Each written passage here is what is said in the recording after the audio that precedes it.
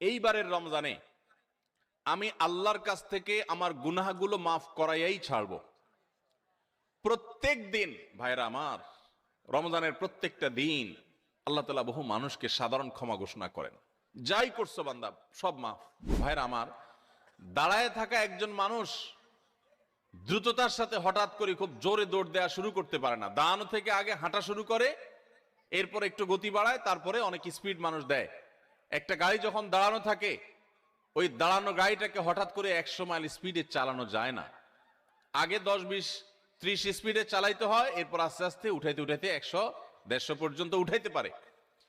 আপনি দাঁড়িয়ে আছেন, ইবাদত বন্দেগী করছেন না, অপেক্ষা করছেন রমাদান আসবে, তখন আপনি দিবেন দৌড়, একেবারে আমল করে শেষ করে ফেলবেন।